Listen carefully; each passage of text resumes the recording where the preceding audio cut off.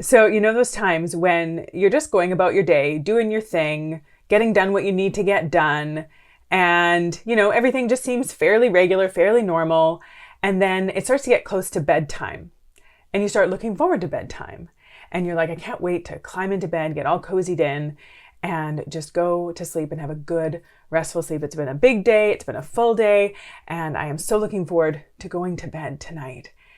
And the second your head hits the pillow, your brain starts to spin. And you start thinking about all the things that happened that day, maybe all the things you need to get done the next day, things to stress about, things to worry about, people you're mad at, stuff that's coming up, stuff you don't want to forget to do, all of it. It just seems to come like flooding into your brain, and your brain just starts to go and spin and ruminate, and you are laying there wide awake. Your goal of getting to sleep is not happening, and none of it feels good, and you don't really know what to do about it. And it's frustrating. I know, because I have been there. And I've talked to a lot of people who have experienced the same thing about, feeling pretty okay during the day, but then all of a sudden at night, their brain just starts to go crazy, and they start to just ruminate, and it just spins. And so today I want to talk about what we can do about that, how to help you kind of get out of the spinning, how to calm your mind so that you can get some sleep and not lay there stressing or obsessing or worrying. So I'm going to give you some strategies that you can start doing tonight in just 1 second. If you're new here, welcome to our incredible little corner on the internet. Take a second, introduce yourself in the comment section below. If you are back again, it is always good to have you. If you are a shifter, introduce yourself or identify yourself in the comments. Love seeing shifters here coming and being part of these talks. If you haven't already, subscribe to the channel. The button's about right down there. And like the video if you like it. That would be super helpful. Either way, my name is Kristina, and I am a registered clinical therapist, a researcher, a coach, and the creator of my membership community, the Shift Society, where we are taking this work to the next level. You can get more information in the description below.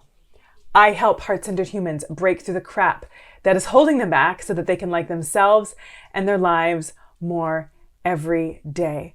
And let's talk about this. Let's talk about how to turn your brain off so that you can get some sleep, have some peace, and not be laying there with your eyes pinned open, staring at the ceiling for hours on end with your brain going a little bit wild. So first thing we need to really just talk about here is the expectations that we have for our human brains. And sometimes the expectations that we have are not super realistic or helpful. So what we often do is, like, we're going through our day, we're doing our thing, we're kind of going from one thing to the next, to the next, to the next. Some of us are moving at a pretty fast clip, and we're, just kind of rushing through the day, and, we're kind of like vibrating at this higher level, and, like maybe even a little bit keyed up. And then bedtime comes, and we expect to go from 100 to 0 immediately. Like, we're going, and then we're like, okay, it's the second my head hits the pillow, I should be into a full state of full body calm, full brain calm, and just be able to, doze off or sort of drift off into dreamland.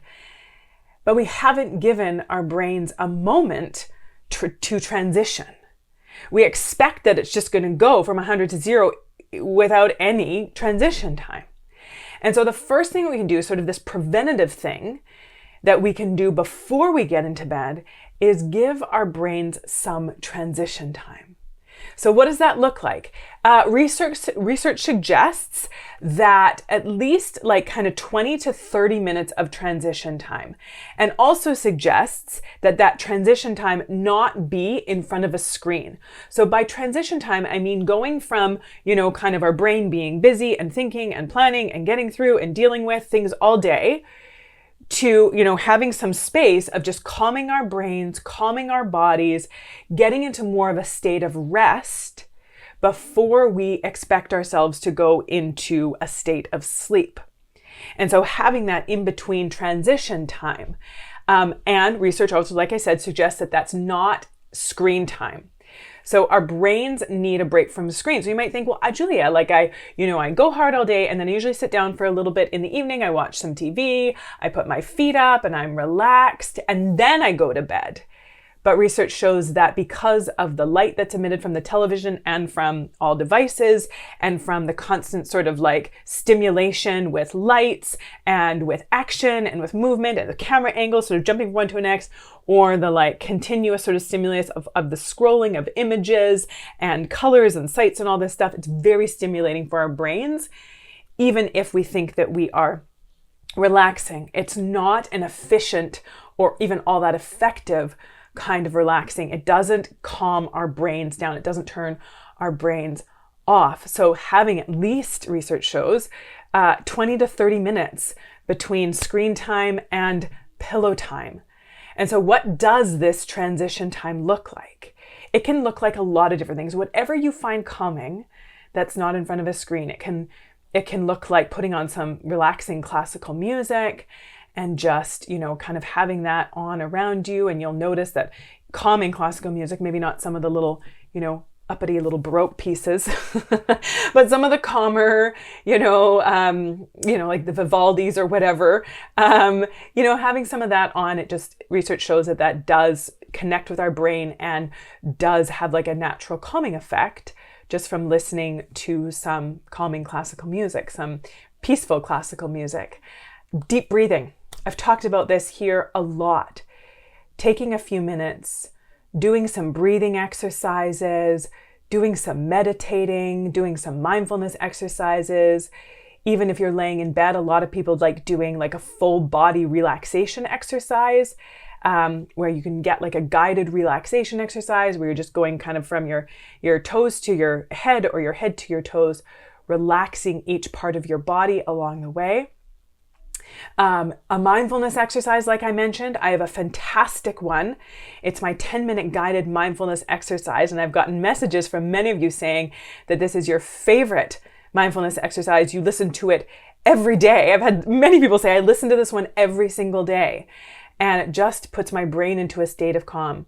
And this is a great one also to listen to before bed. 10-minute guided mindfulness. It's an audio. It's free. Grab it, stick some headphones in.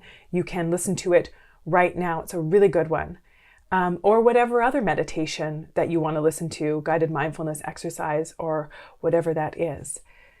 Doing some gentle restorative yoga by candlelight, by lamplight, just something dim. Doing a little bit of just gentle, you're not going into your handstands at this point, but unless you find handstands calming, but something that's not like gauging a ton of your muscles in an aggressive way or in an intense way, doing some gentle stretching, gentle yoga, reading something calming, reading something that sort of, it doesn't get you worked up. It's not like a page turner, like you can't get enough. It's not like reading like Stephen King or anything like that, or like Dan Brown. You want to read like Jane Austen, right? Or Mark Twain, some kind of literature that's relatively calm and peaceful, where it's enjoyable, but it's not addictive. It's not like you have to keep reading. So giving your brain that kind of transition time through some calm reading. Another really great one is prayer. If you are a religious or a spiritual person and prayer is part of your life, then laying in your bed with, it's great because your eyes are closed and you're engaging your brain in something that is focused and also oftentimes really peace and calm creating, right? If you're praying and going into gratitude, going into requests, going into blessings, right? Like all of that kind of stuff. It's all really like positive, connected, helpful for if that's what you do, if that's part of your faith, if you have a faith or a religious tradition, then prayer is a great thing to do when you're laying in bed. It's a really great thing for transitioning. So that's going to be our first thing. And let me know in the comments, do you do a transition? Do you have this unrealistic expectation that you should just go, and then your head hits the pillow and all of a sudden it should just slow? Or do you give yourself that time? Do you give yourself transition time? And if you do, what does that look like? Let's crowdsource. For those of you who transition between, day activities and going to sleep, what do you do to calm yourself, to center yourself, to ground yourself? Let us know in the comments, crowdsource, so that other people can get some ideas as well. The next thing is if you find that your brain, you've done your transition time, you've done your relaxation time, and your brain is still going, right? As soon as your head hits the pillow, your brain is still going. It's got all these thoughts going through it. I recommend 2 things. The first one is to brain dump. So especially if you notice your brain really ruminating on something, just going around and around, and it won't let something go. It's just like stressing about something, or it's replaying an argument, or it's thinking back to someone who did you wrong, or worrying about something that you need to get done, and whatever that is. And if you just notice yourself going around and around, a really great practice for this, and we do this a lot in the Shift Society for different contexts and in different ways, but doing a brain dump where you just get up, bring out your laptop, bring out a piece of paper, open up the notes app on your phone, and whatever works best for you, and just dump out whatever thoughts you are having. Just get them all out. Just stream of consciousness. This isn't journaling. It's not like, dear diary, today I was having this, contemplation going through my mind about whether or not killer whales really do kill people. Whatever that is. But it's not anything that has to make a whole bunch of sense. It's not like a, deep introspective, piece of creative writing. It's just dumping out whatever it is in your brain, getting it out there. It doesn't have to make sense, but it's just about getting it out of your mind, and you will find that does help to calm the spinning, and to just getting it out. Another thing, this is something that I do. I don't necessarily do the brain dump at night because my brain doesn't sort of ruminate on specific things like that, like conversations or worries, or mine's very specific. All of a sudden something will pop into my head that in the light of day, the next day, it does not seem like a big deal. But in that moment, in the dark, in the, stillness of the night, for some reason, my brain just makes this thing the biggest thing ever. And you're going to laugh when I say what some of the things are. But what I do is if there's something in my brain, all of a sudden my brain, I'll be just about asleep, and then my brain lights up and is like, oh, don't forget this. You have to remember to do this. And then what I do is, I've tried this before. I've tried to just not think about it, but that doesn't really work. What does work for me is I have a pad of sticky notes beside my bed, like little yellow Post-it notes. Probably have a pad close by here somewhere. I usually have several of them hanging around. Oh, yeah, I do. Yeah, there we go. A little pad of sticky notes and a pen beside my bed. And what I do is I just write down whatever it is that is going on in my brain. And sometimes I'll just leave it on the pad. But if it's really urgent and my brain is like, really don't forget this, then I will get up and I will post the sticky note onto the mirror so that it's for sure the first thing that I see when I get up and out of bed and into the bathroom in the morning. So some of the things that my brain really likes to stick to is things like, don't forget to pick up some milk. As if the next day when I went into the fridge and saw that there was no milk, or the milk was low, that I wouldn't remember to go get it. But in that moment, my brain's like, what if you don't? What if you don't go into the fridge? What if you don't notice the milk? You need to make sure you get milk, so make sure you write this on a sticky piece of paper. Or if it's a friend who texted me sometime that evening or that day and I hadn't had a chance to text them back, and by the time I remember to text them back, it was really late at night, and I don't know if they, turn their phones off or their ringers off or their vibrating feature off on their phone. I don't know if they do that at night, and so I don't want to wake them up because I can sometimes be up late working. I don't want to wake them up, so I'm like, okay, I'll just text them back the next day. No big deal. That's fine. But then I'll be laying in bed and my brain all of a sudden think, oh my gosh, what if you forget to text this person back? You need to make sure you text them back. Don't forget to text them back. I have to get up, write it on a piece of paper, stick it on the mirror. Now, this doesn't happen every night. But you can kind of tell, maybe even you can tell how much time I gave myself for transition time the next morning based on how many Post-it notes are on the mirror. I don't think I've ever had more than 4 on there. Usually it's just 1. My brain will just sort of cling to like one thing that it's like, you must not forget to do this or the world might end, which in the next day I'm like, why did this seem like such a big deal?